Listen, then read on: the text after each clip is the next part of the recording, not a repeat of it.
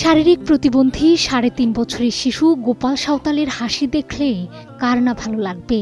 এ যেন পৃথিবীর প্রস্ফুটিত ফুল। কিন্তু হাসি নেই গোপালের মা, বাবা ও স্বজনদের। তাদের একমাত্র সন্তান সোজা হয়ে বসতে পারে না, আর বসলে ভাঁজ হয়ে পড়ে যায়। চিকিৎসা করানোর সামর্থ্য নেই তাদের, তাই ঘরের এক কোণে ২.৫ ফুট গর্ত করে সনাতন পদ্ধতিতে থেরাপি আর তেল দিয়ে মালিশ করা হয় তাকে।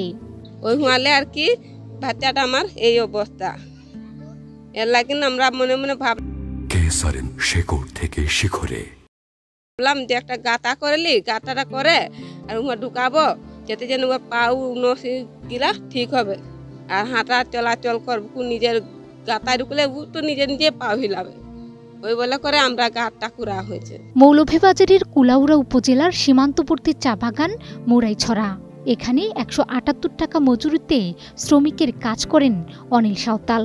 তার একমাত্র সন্তান গোপাল সাঁওতাল জন্মের পর থেকেই শারীরিক প্রতিবন্ধী। অর্থের অভাবে বড় কোনো চিকিৎসক দেখাতে পারেননি। সরকারি হাসপাতালের চিকিৎসক বলেছেন ফিজিওথেরাপি দিতে হবে, কিন্তু শহরে নিয়ে যাওয়ার মতো গাড়ি ভাড়া ও চিকিৎসা খরচ সামাল দিতে না পারায় বাড়িতেই তাকে সনাতন পদ্ধতিতে দিচ্ছেন থেরাপি। কোমরটা একদমই লড়াচড়া না, আর মাথাটা আগে ছিল একদম যেদিকে ফালাইতো মাথাটা ওই দিকে পড়ে থাকতো। এখন মোটামুটি মালিশ করা, তারাবি করা বাদে কিছুটা মাথাটা যেমন শক্ত হয়েছে, তখন কিছু মাথা সোজা করতে পারে, বেশি সময় রাখতে পারে না।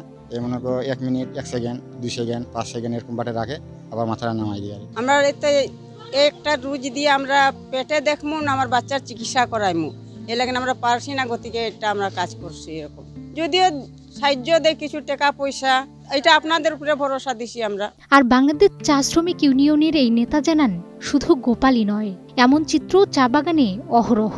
চা বাগান এলাকায় 10 থেকে 15% শিশু প্রতিবন্ধকতা নিয়ে জন্মগ্রহণ করে। অর্থ আর সচেতনতার অভাবে তারা চিকিৎসা করাতে পারেন না। চা বাগান এলাকায় পুষ্টিহীনতা আছে, আয়োডিন গ্রহণের অভাব আছে, অসচেতনতা আছে বিধায় এইগুলো বেড়ে যাচ্ছে। শেকড় থেকে শিখরে চা বাগান এলাকায় এটা হওয়ার পিছনে আমি মনে করি যে সচেতনতার অভাব আছে।